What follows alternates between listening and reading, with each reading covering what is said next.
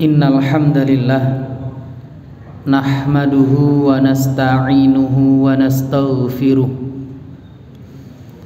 wa na'udzu billahi min syururi anfusina wa min sayyiati a'malina. Man yahdihillahu fala mudhillalah wa man yudlil fala hadiyalah. Ashhadu an la ilaha illallah wahdahu la syarikalah wa ashhadu anna Muhammadan abduhu wa rasuluh.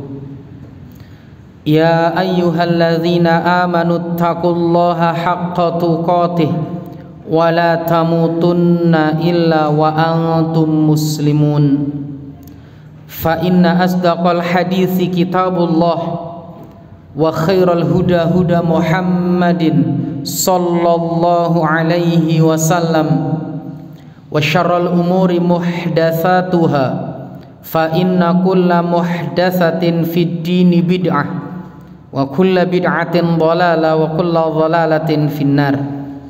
Ma'asyiral muslimin muslimat, para hadirin dan pendengar yang dimuliakan oleh Allah Subhanahu wa ta'ala. Alhamdulillah, pada kesempatan malam hari ini kita bisa kembali bersama-sama duduk dalam majelis ilmu yang bahkan mungkin setelah sekian waktu kita libur Ramadan dan libur Syawal, dan ini di penghujung bulan Syawal. Mudah-mudahan kita dimudahkan oleh Allah Subhanahu wa ta'ala di dalam menuntut ilmu agama, karena bulan Syawal ini biasanya masih ada hawa-hawa malas. Biasanya malasnya karena apa? Orang kalau nggak datang ke majelis ilmu biasanya alasan klasiknya apa, Pak? Apa? Sibuk. Ini bukan hanya di zaman ini. Umar bin Khattab itu dulu juga sibuk, Pak. Kalau kita membuka sejarah, ya kita mau membuka sejarah, Umar bin Khattab itu sibuk, yo tandang gawe, tapi menyempatkan hadir dalam majelis ilmu.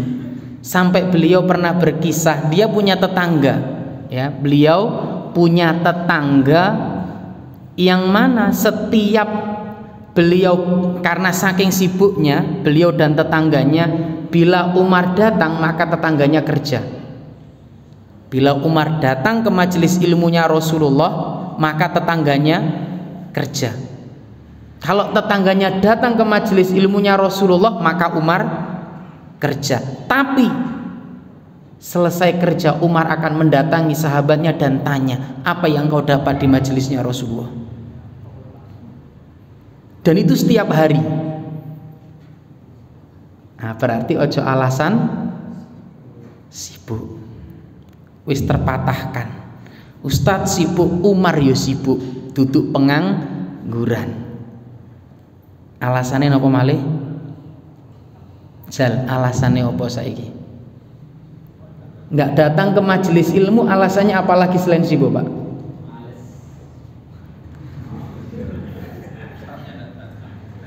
Datang, Pak. Iki aduh Pak Soku itu loh Pak iki. Lho, iki aduh iki. Masya Allah. Jazakallah khair. Ayo, apa nih alasannya selain sibuk? Sakit, iki makfulah. Tapi nek panu kadas kurap ya ora. Tapi kadang gini, Pak. Jenengan awake rodok meriang. Siji oleh undangan pengajian, siji oleh undangan ngambil sembako ning kelurahan. Kira-kira podo meriange, derajat panase sama. Kira-kira ning pengajian teko apa ora? Ning undangan ngambil sembako. Loh, kan podo loro. Oh, titip. Masya Allah. Ini aindang alasan apa nih? Alasan Apa alasannya ora teko ning pengajian? Napa? Futur. Apa sing garai futur? Mesti enek to. Ayo apa? Jarak. Biasanya kan jarak kan. Waduh, pengen ngaji tapi jaraknya aduh berapa kilo, Pak? Kayaknya dulu kita pernah mendengar kisahnya Jabir bin Abdillah. Jabir itu pernah mendengar satu hadis yang diriwayatkan oleh seorang sahabat. Yang mendengar hadis ini adalah seorang sahabat, maka beliau mempersiapkan dirinya untuk mendatangi sahabat tersebut demi satu hadis. Ternyata jarak perjalanan beliau membeli seekor unta, Pak, ini, Pak. Dia beli untuk perjalanan, naik unta berangkat 1 bulan, pulang 1 bulan, hanya demi sebuah hadis. Aijal saiki alasan jauh. Kok enggak teko? Aduh ya tat. Padahal Jabir pernah menempuh perjalanan berapa? 1 bulan dengan mengendarai unta. Berarti ku berapa jaraknya? Ya waduh, Pak, saulan loh demi sebuah hadis. Jarak 1 bulan ini Masya Allah. Perjalanan yang begitu melelahkan. Kalau sebagian orang kenapa enggak datang? Ustate bahasa Indonesia wae. Bahasa ini rodok dukur, kadang-kadang gitu kan. Tapi kadang-kadang kita lihat sebagian orang itu nonton film bahasane dur ya ditonton nih. Bener enggak? Apalagi alasan kita sepuh nyapo enggak teko, aduh wis sepuh tat abot bener. Kayaknya Abu Hurairah atau bahkan Imam Bukhari, kalau kita lihat Abu Hurairah itu sepuh, dia mendapati Rasulullah berapa tahun, Pak? Abu Hurairah menjumpai Rasulullah itu hanya berapa tahun waktunya? 3-4 tahun. Berarti kalau gurdilu toh. Tapi itu tidak menghalangi beliau untuk belajar agama. Sampai dikisahkan Abu Hurairah itu pernah ngeblak neng majelis ilmu mergo keluwen. Nggak sempet makan. Datang itu yang namanya Abu Bakar dan Umar, dilirik berharap dia dijak makan. Ternyata enggak. Dan Rasulullah tahu kondisinya, akhirnya Rasulullah yang mengajak makan Abu Hurairah. Tapi lihat di waktu yang hanya 3-4 tahun, berapa hadis yang diriwayatkan oleh beliau. Sepuh loh iki. Maka sekali lagi sepuh wis ora kena gawe alasan. Apa nih mau? Sibuk gak kena gawe alasan. Jarak jauh gak kena digawe alasan. Kendaraan, nah iki kadang-kadang leres mboten. Biasanya lah kendaraan tuh nyapo nggak teko, waduh kendaraanku ora enek, leres mboten? Bener? Pak kok nggak teko ngaji, kendaraannya digawe ibuke. Coba baca nanti kisahnya Ibnu Thahir Al-Maqdisi. Ya, bultud dam fi talabil hadis marrotaini. Saya pernah kencing darah 2 kali dalam belajar ilmu hadis. Marrotan di Baghdad wa marrotin di Makkah, sekali di Baghdad, sekali di Mekah. Wa dzaka anni kuntu amshi hafian fil hari. Itu karena saya jalan kaki tanpa pakai alas kaki. Itu beliau jalan kaki karena tidak pakai kendaraan dan dia berjalan tidak pakai alas kaki, melaku, numpak mersikil, jalan, dia berjalan kaki. Dan beliau sendiri mengatakan wa kuntu ahmilu kutubi ala dhahri, dan saya mikul bukuku ning punggungku dhewe. Masya Allah. Ya kalau sekarang ono ngini kan, ono HP, bener ya. Kalau dulu enggak. Beliau jalan kaki tanpa pakai alas kaki. Iki duduk nek Malang isih ana wit-witan gawe ngiyup. Iki duduk Malang sak nggon-nggon ana banyu gratis, kopi gratis. Bener kan? Mampir ning ben masjid pinggir rembong lak mesti ana kopi gratis. Free wifi. Sampai ngono. Ini kondisinya beliau di mana tadi? Sekali kencing darah di Baghdad dan sekali di Mekah. Berarti kondisi di sana panas apa dingin? Nek panas yo panas tenanan, nek dingin tenanan. Saiki alasane opo awak dhewe gak teko ngaji? Iki jarak wis terpatahkan, kendaraan wis terpatahkan, gak duwe kendaraanku digawe, iki melaku. Nah, pripun Pak? Kinten-kinten nek jarak. Yang paling jauh dari mana ini? Saya Pak dari Malang Selatan. Jenengan dari mana yang paling jauh? Dau. Mana lagi? Nah ini Dau. Dau sini kalau jalan kaki berapa menit?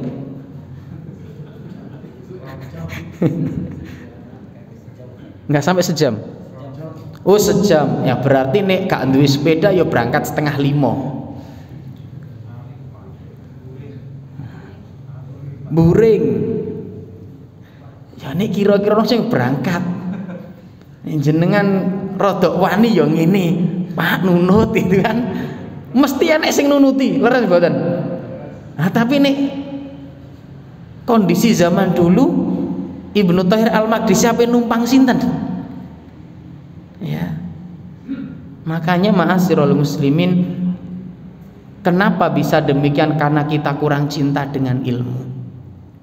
Sehingga banyak alasannya timbang perjuangane. Orang kalau sudah cinta dia akan memperjuangkan. Kalau cinta dengan ilmu apapun akan dilakukan. Sebagaimana ulama-ulama terdahulu, sebagaimana sahabat-sahabat di zaman dulu, karena cintanya dengan ilmu masih kudu melaku, masih kencing darah ya direwangi.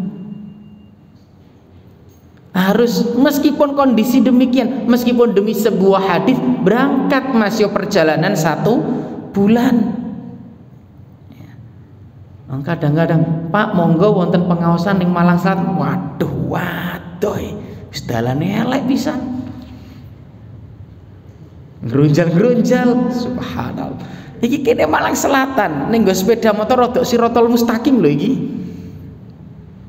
Tapi inilah sekali lagi, kenapa kita bisa malas datang ke majelis ilmu? Karena kurang cintanya kita dengan ilmu. Seandainya kita cinta dengan ilmu, wis to dilakoni Pak. Ya, udan yo berangkat. Sebagaimana orang itu cinta dengan harta. Saiki kalau tanglet jamaah masjid niki sapa sing gak keneng sak seneng donya? Ada? Ono sing gak doyan duit? Semua seneng, meskipun umat Islam diajarkan bagaimana seharusnya bersikap menyikapi harta itu diajarkan, tapi semua butuh gitu loh. Orang Pak kalau sudah cinta dengan harta, masih bengi gak turu lo dilakoni. Wong seneng mancing bengi gak turu lo dilakoni. Jajal takono tukang mancing, nggak percaya. Ya. Tukang mancing kadang-kadang cerita, wah wingi aku budal ning pantai selatan, udan nih. Jenengan isek mancing. Bayangkan. Jenengan ngertos tukang tril sing seneng ngetril. Ono dalan aspal ya ora dilewati. Ngelek dalan jajal budal pengajian ono dalan bledokan dibudali apa ora? Hah? Ambek ngetril ngono. Nggawa tas, baju jagane pengajian dilebokne tas. Nek gawe budal elek-elekan gak apa-apa, mogone bledokan. Kira-kira budal apa ora? Tapi nek ngetril budal apa ora? Kenapa? Cinta.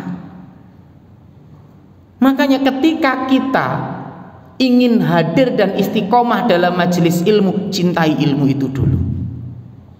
Kalau kita sudah cinta dengan ilmu, fa insyaallah kita akan menghadirinya. Insyaallah kita akan berangkat. Dan ini yang harus kita tanamkan dan tumbuhkan dalam diri kita, mencintai ilmu agama. Ya, kita tumbuhkan dalam diri kita mencintai ilmu agama. Butuh dengan ilmu. Bukankah kita diingatkan seharusnya tidak semua orang itu berangkat ke medan perang, tapi sebagiannya hendaknya berangkat menuntut ilmu. Karena sekali lagi begitu pentingnya ilmu agama. Tapi kok koyoke majelis ilmu itu selama ini rodok sepi, Pak. Apa meneh bayar, wong gratis wae sepi. Leres nggih? Wis gratis, free wifi, apa neh? AC, karpete empuk. Jenengan sing lagi trending topik bakal ono konser apa?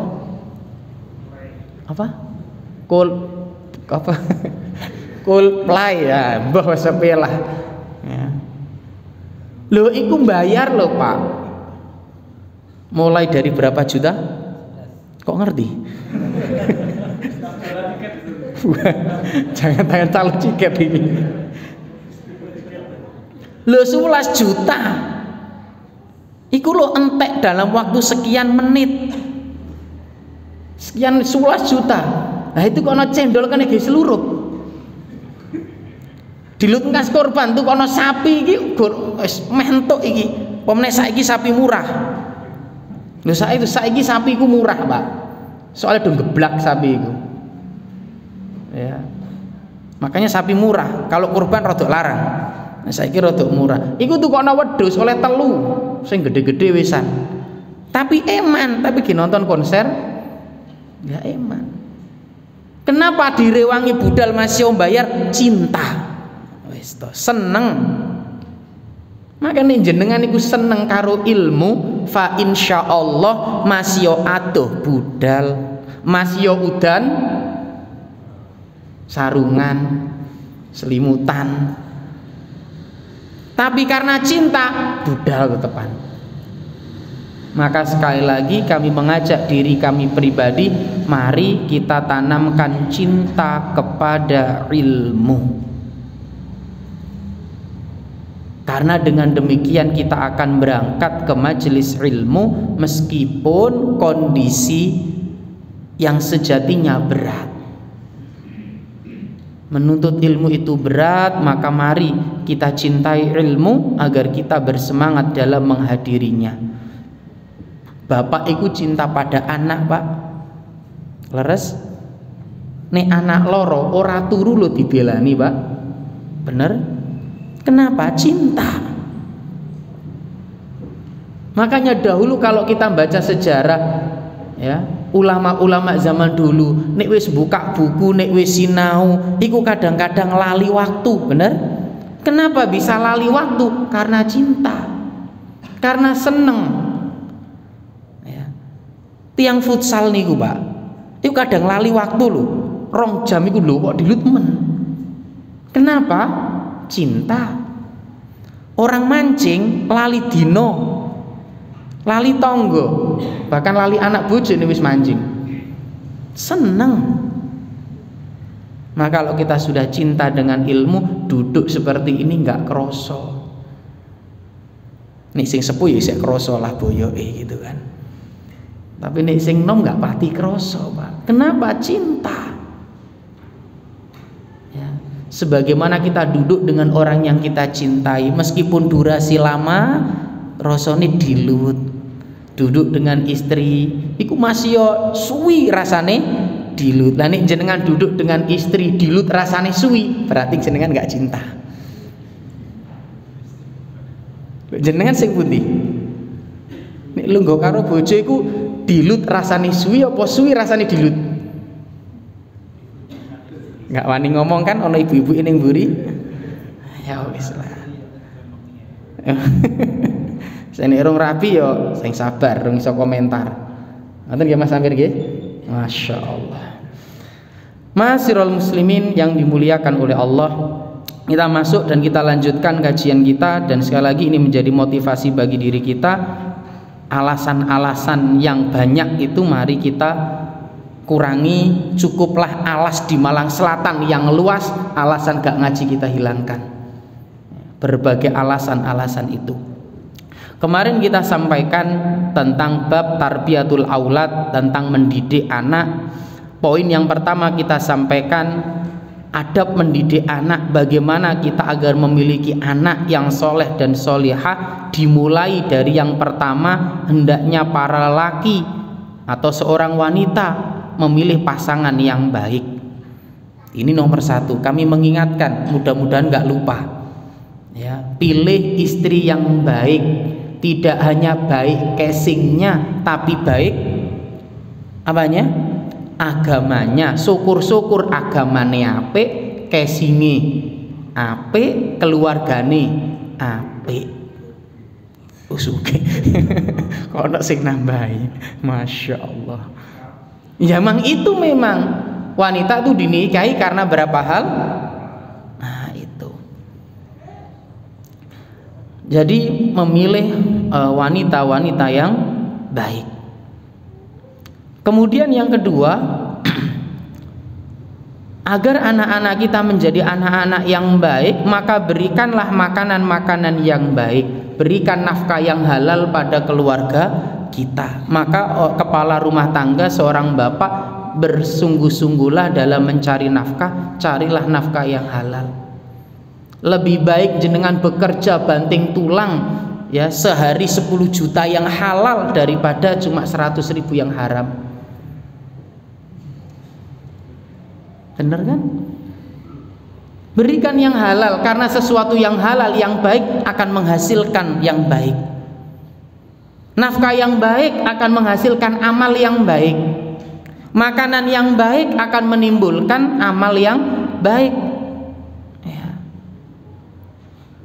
Makanya para nabi itu diperintahkan makan yang baik-baik,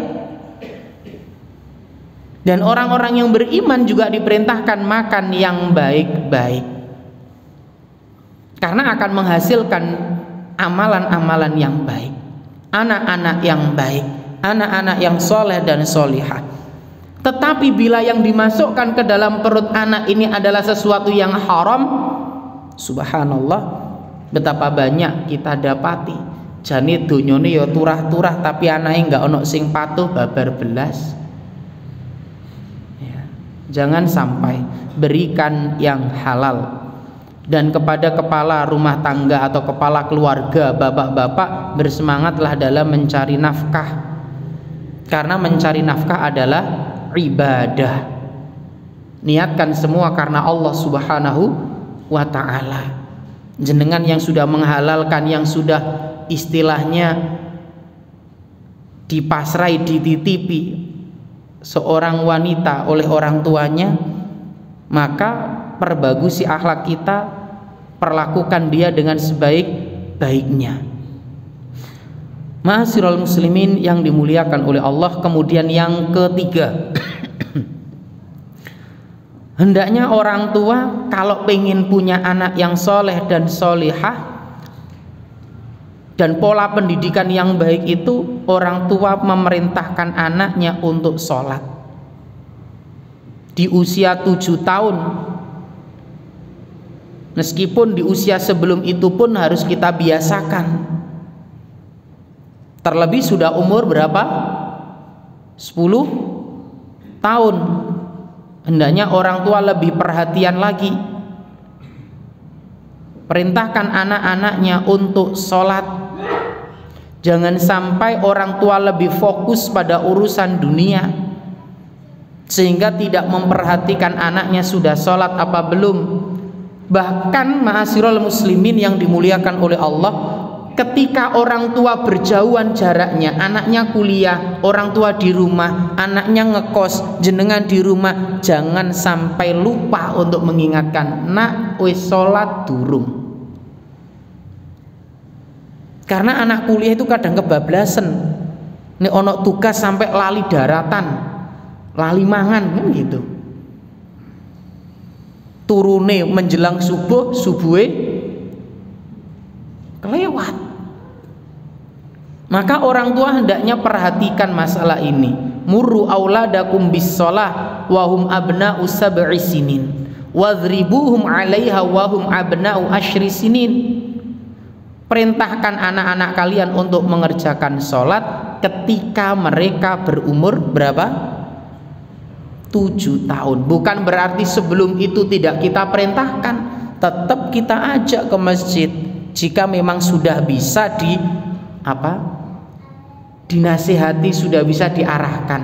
Tapi kalau masih kecil, rung kena dikandani, rung ngerti, daripada ganggu yang lain, lebih baik biar di rumah dulu. Jelas nggih? Bukan berarti kita nggak mengajak anak-anak kita, ajak ke masjid ketika sudah bisa diarahkan. Nah, nanti sholat di samping bapak saja, nggak usah lari-lari. Sudah bisa aja. Tapi kalau belum bisa, daripada nanti malah mengganggu kekhusyuan sholat jamaah yang lain, biar di rumah dulu. Ini ma'asyiral muslimin. Kemudian kita masuk poin berikutnya. Di antara hal yang harus kita lakukan ada tarbiyatul aulad, mendidik anak, menanamkan pondasi akidah yang benar. Menanamkan pondasi akidah yang benar dan membiasakan mereka dekat dengan Allah Subhanahu wa ta'ala. Ini poin yang sangat penting dan terpenting. Menanamkan akidah yang benar, mendekatkan diri anak kita pada Allah Subhanahu wa ta'ala. Percuma anak itu pintere sundul langit, ya, kemudian gelarnya berjejer-jejer sampai 20-30, tapi mereka menyekutukan Allah Subhanahu wa ta'ala. Maka disinilah seorang pendidik, orang tua, guru di rumah hendaknya benar-benar fokus dalam masalah akidah. Rasulullah menekankan permasalahan ini juga kepada Abdullah bin Abbas saat beliau masih belia. An Abil Abbas Abdullah bin Abbas radhiyallahu anhu maqal kuntu khalfan nabi sallallahu alaihi wasallam yauman faqala ya ghulam inni uallimuka kalimat ihfazillaha yahfadka ihfazillaha tajidhu tujahaka idza sa'alta fas'alillah wa idza sta'anta fasta'in billah. Coba perhatikan ini. Sudah menanamkan pada anak agar menjaga perintah-perintah Allah, menjaga batasan-batasan. Sudah mengajari anak kalau minta hanya minta kepada Allah, kalau berdoa hanya kepada Allah. Sudah diajarkan sejak kecil. Bukankah Luqman juga mengajarkan kepada anaknya, ya, wa idz qala Luqmanu li ibnihi wa huwa ya'idhuhu ya bunayya la tusyrik billah. Ditanamkan sejak dini. Bagaimana dengan anak-anak kita? Sejak dini ditanamkan akidah atau sejak dini ditanamkan si kancil nyolong?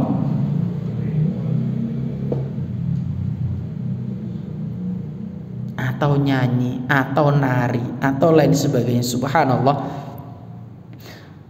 Sekarang itu yang lagi rame, Pak. Jadi anak itu pagi sekolah TK, siang les nari, sore ngaji TPQ. Bisa dibayangkan, Pak, anak TK isu sekolah. Anak TK pulang jam berapa? Yang punya anak TK jam berapa? 11. Jam 11 pulang. Nanti jam 1 berangkat les. Les apa? Nari. Sampai jam 2:30. Pulang mandi berangkat ngaji. Kira-kira arek cilik jam 2:30 mulih lagi istirahat terus kon budal ngaji. Ning tempat ngaji iki tempat istirahat apa tempat belajar? Gur karek ampase. Kan gari capek sudah. Ya, dan ini terjadi. Makanya di antara adab tarbiyatul aulad, pendidikan anak, hendaknya orang tua benar-benar menanamkan pondasi akidah yang benar, membiasakan mereka dekat dengan Allah Subhanahu wa ta'ala. Maka ajarkan itu, ajarkan kebaikan-kebaikan pada anak. Kenalkan mereka dengan Robnya. Makanya nggak salah bila orang tua itu harus belajar akidah ben iso ngajari anake. Ojo nganti awak dhewe ditakoni anake awak dhewe, kita ditanya anak-anak kita Allahu a'lam. Semua pertanyaan jawabannya Allahu a'lam. Yo nggak salah. Jawab Allahu a'lam itu nggak salah, bener? Tapi kan sebagai orang tua, sebagai guru, ya di rumah hendaknya ada jawaban yang bisa disampaikan kepada anaknya. Ya. Bu, jane nyapo to? Salat kok ngene? Allahu a'lam. Bu, kitab usul salasa iku apa? Allahu a'lam. Semua Allahu a'lam. Sekali lagi ya nggak salah jenengan jawab Allahu a'lam, karena memang kalau ditanya nggak tahu itu jawabannya Allahu a'lam lah. Tapi jenengan sebagai pendidik, sebagai guru bagi anak-anaknya di rumah, makanya orang tua harus belajar akidah yang benar.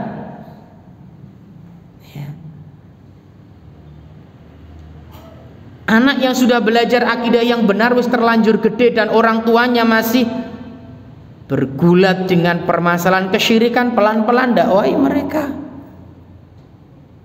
Ini perkara penting. Maka sekali lagi orang tua ajarkan anak-anaknya agama yang benar. Ajarkan anak-anaknya dekat dengan Allah Subhanahu wa ta'ala.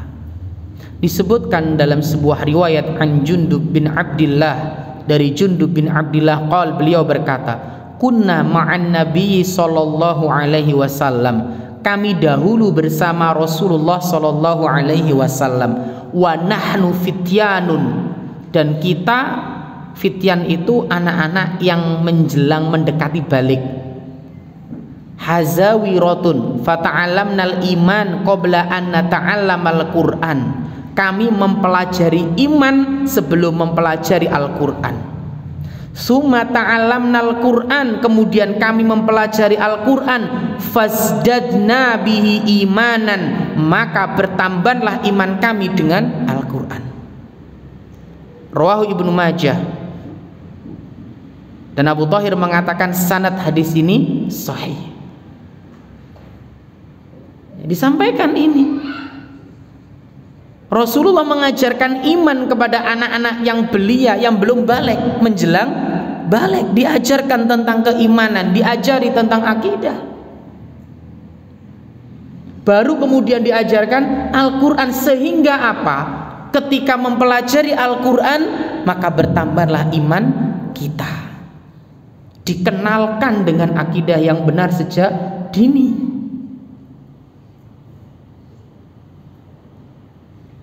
Belajar Al-Quran itu penting, iya penting. Membaca Al-Quran itu penting, iya penting. Tapi yang lebih dari itu, ketika pondasi masih dasar, ajari anak-anak kita dengan akidah yang benar. Pondasine iki sing kokoh. Jangan sampai, mohon maaf ini, kita sibuk mempelajari cara membacanya, makhrajnya bagaimana, lupa dengan akidahnya.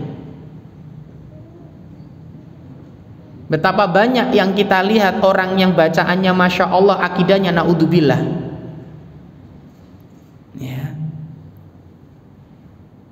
Akidahnya naudzubillah. Kesyirikan dilakukan, perbuatan bid'ah didukung, disupport ya, dengan dalih A, B, C, D sampai Z. Maka tanamkan pondasi akidah yang benar.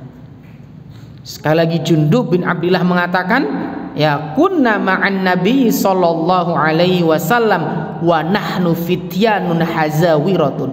Kami anak-anak yang masih belia mendekati usia balik. Fata'allamnal iman, kami mempelajari iman qabla an nata'allamal Qur'an, sebelum mempelajari Al-Qur'an. Summa ta'allamnal Qur'an, lantas setelah itu kami mempelajari Al-Qur'an, fasdadna bihi imanan, maka bertambahlah iman kita. Masya Allah. Maka orang tua tanamkan akidah yang benar kepada anak-anaknya. Lihat apa yang disampaikan oleh Ibrahim, wa wassa biha Ibrahimu bani wa Yaqub, ya baniya innallaha astafa lakumuddin fala tamutunna illa wa antum muslimun. Dan Ibrahim telah mewasiatkan ucapan itu kepada anak-anaknya, demikian pula Yakub. Apa yang dikatakan, hai anak-anakku, sesungguhnya Allah telah memilih agama ini bagimu, maka janganlah kamu mati kecuali dalam keadaan berserah diri kepada Allah Subhanahu wa ta'ala. Surat apa ini?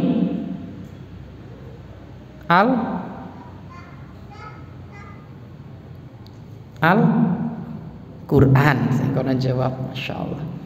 Al-Baqarah ayat 132.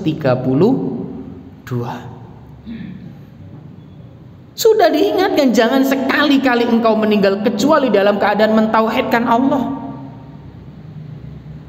Dan ini agama yang benar. Makanya ajarkan anak-anak kita agama dan akidah yang benar. Jangan sampai anak-anak kita justru nggak percaya dengan hari akhir, nggak percaya adanya surga, nggak percaya adanya neraka, nggak percaya adanya hari berbangkit. Karena sekali lagi kami pernah mendapati anak ini tanya, Pak, jani surga neraka enek apa ora to?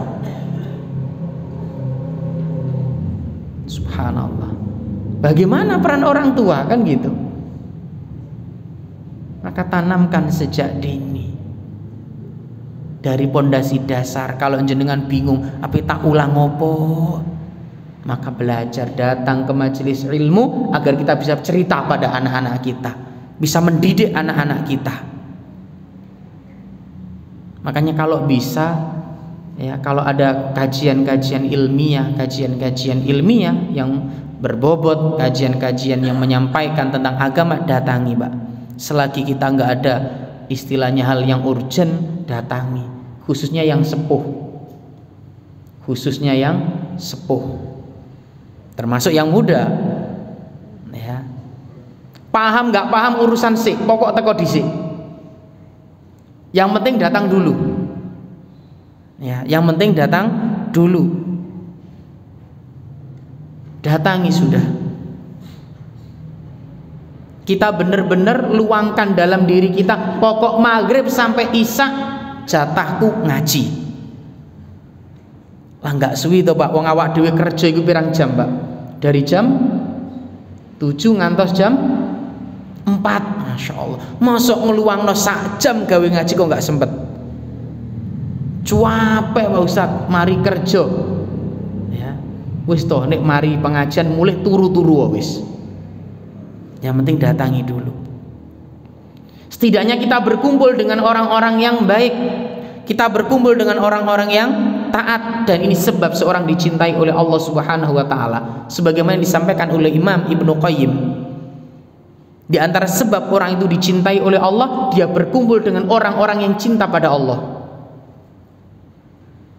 Dan orang-orang yang cinta kepada Allah, dia akan cinta untuk menghadiri majelis ilmu. Gak mungkin Pak orang berkumpul di masjid tapi rasan-rasan. Benar? Mereka yang datang ke masjid itu semua karena Allah Jalla wa'ala. Maka maka berkumpul. Masya Allah. Ma'asyiral muslimin yang dimuliakan oleh Allah Subhanahu wa ta'ala. Jadi sekali lagi, tanamkan akidah yang benar kepada anak-anak kita, dan biasakan anak-anak kita lisannya itu basah dengan zikir pada Allah. Ya. Ucapan kalimat-kalimat thayyibah itulah yang keluar dari lisan anak kita. Anak yang bisa mengucapkan Masya Allah, Alhamdulillah, Subhanallah, maka sungguh ini jerih payah orang tua. Kalau enggak sulit, Pak. Ajari sejak kecil. Nah, kalau ada barang yang hilang, ucapkan kalimat apa? Kalimat apa? Kalimat apa? Kalau barang hilang, apa yang diucapkan? Innalillahi. Itu kalimat apa namanya? Istirja. Lu diajari gitu kan. Tadi nggak meso ngono lho. Lho saya pernah mendapati anak SD ku mesoe fasih, luwih fasih ketimbang ucapan Al-Fatihah. Nah, bayangkan. Fasih dalam dunia permisuan. Loh iya, SD lo ini. Kenapa bisa demikian? Yo karena itu yang sering didengar. Maka orang tua hendaknya membiasakan anaknya diperdengarkan kalimat-kalimat thayyibah. Mengajari anak bahwasanya kalau tertimpa musibah, oh ini semua ketetapan dan takdir dari Allah. Kalau tidak mendapat di sekolah, seandainya kamu sudah ikhtiar, nilainya belum maksimal, semua itu takdir Allah. Nggak boleh mengucapkan wow seandainya gini, seandainya gini. Loh ini penting ya, ini penting. Nak kalau jatuh ya yang sabar, jangan menyalahkan yang lain ya. Tidaklah ada keburukan terjadi kecuali karena diri kita. Betapa banyak orang tua yang keliru dalam mendidik anaknya. Bahkan sejak dini pernah kita sampaikan. Bahkan anaknya yang belum bisa ngomongnya masih terbata-bata, ndelosor, kesandung, sing disalahne watune. Iya ya Leo, trai watune gak duwe meripat. Loh bener nggak? Bener ora? Jangan heran bila ketika dewasa tumbuhlah anak-anak yang mudah menyalahkan orang lain, nggak mau introspeksi diri ya. Menyalahkan temannya, bahkan nanti jangan heran kalau jenengan yang disalahkan. Terakhir jenengan maupun jenengan itu metode pendidikan kuno, anakku saya kita ke pendidikan modern. Mungkin nggak? Sangat mungkin. Kenapa bisa demikian? Kesalahan dalam pendidikan sejak dini. Maka tanamkan akidah yang benar, tanamkan yang namanya anak senantiasa ingat pada Allah Subhanahu wa ta'ala. Makanya mengajari anak tentang konsep beriman pada takdir itu penting. Masalahnya waduh kadang konsep iman pada takdir pun kadang nggak paham ya. Nah waduh lah saya kadang, wih seandainya yo winginane enggak ngelak, kadang-kadang saya ngoten toh. Naudzubillah.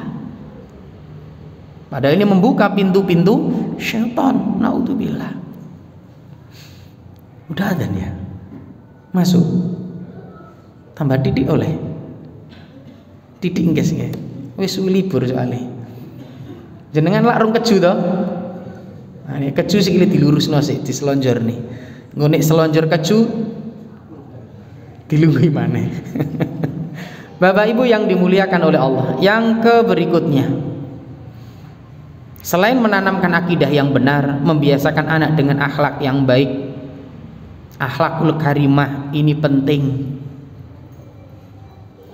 Selain akidah yang benar, akhlak yang baik juga harus ditanamkan. Nek jari wong Jawa diajari ungguh sopan santun ya. Sejak kecil Pada saat Nabi melihat Umar bin Abi Salamah ketika masih kecil dan saat itu beliau sedang menjulurkan tangannya ke makanan, Rasul menasihati dengan adab makan bagaimana. Diajari. Dan ini harus sejak kecil, Pak. Ya. Mungkin masih pertama masih tangan kiri, kedua masih tangan kiri, ketiga insya Allah mau dengan tangan kanan, menjadi sebuah kebiasaan. Diajari sejak kecil tentang akhlak-akhlak yang baik, adab makan, adab minum, adab di kamar mandi, adab mau tidur, ini dan terus diajarkan step by step, pelan-pelan. Dimulai dari mana? Ya tadi, kalau akidah kan adab kepada Allah Subhanahu wa Ta'ala. Jadi kalau kita berbicara akhlak dan adab, dalam kitab-kitab para ulama termasuk dalam Minhajul Muslim ada disebutkan tuh adab kepada Allah. Itu nanti masuk pada poin yang sebelum kita sebutkan tadi ya. Dan ini kita masuk berikutnya. Selain itu juga ajari anak adab kesehariannya. Bagaimana dengan tetangga, bagaimana dengan saudara, bagaimana makan, bagaimana minum, bagaimana saat mau tidur, bagaimana memakai sandal, bagaimana saat memakai baju. Ajarkan semuanya itu, Pak, pelan-pelan, dikit-dikit. Insya Allah ketika anak menjelang dewasa wis diajarkan semua ini ya, diajarkan semua. Ini sangat penting sekali. Ibnul Mubarak mengatakan ta'allamnal adab salasina aman, kami mempelajari masalah adab selama 30 tahun. Adab. Ibnu Sirin mengatakan kanu yata'allamunal hadya kama yata'allamunal ilm. Kami para ulama dahulu mempelajari adab sebagaimana mempelajari untuk menguasai suatu ilmu, karena penting. Betapa banyak terlebih anak zaman sekarang generasi pandemi, subhanallah. Unggah-ungguhe ku kurang. Sluman-slumun nek jare wong Jawa. La salam wala kalam gitu kan. Loh iya, sesama umat Islam itu loh ketemu ya ora salam, mesem ora malah mencep kan gitu. Mungkin padahal Isa mengajarkan kepada kita, salam itu kepada siapa, Pak? Kepada kesama muslim yang kenal atau enggak kenal. Bahkan disebutkan dalam hadis Nabi, tanda-tanda dekatnya hari kiamat, orang itu salam hanya pada orang yang dikenali saja. Ada sebutan. Silakan dilihat dalam bab salam itu. Tanda-tanda datangnya hari kiamat, dekatnya hari kiamat, umat Islam gak mengucapkan salam kecuali kepada orang yang dikenal. Dan ini terjadi. Ya. Bahkan menjadi sesuatu yang asing. Salam itu sesuatu yang asing. Padahal dulu sahabat Nabi ada yang berangkat ke pasar niatnya hanya menyebarkan salam.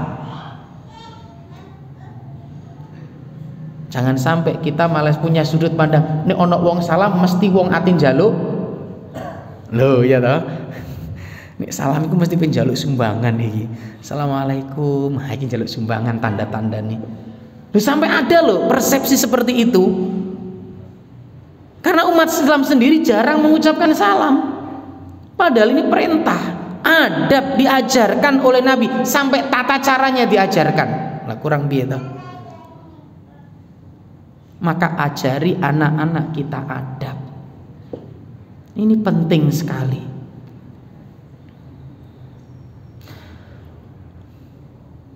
Makhlad bin Al-Husain berkata kepada Ibnul Mubarak, nahnu ila kathirin minal adab ahwaju minna ila kathirin min hadis. Kami lebih butuh dalam mempelajari adab daripada banyak menguasai hadis. Karena ini pembuka. Orang mau belajar ilmu hadis kan harus paham adab.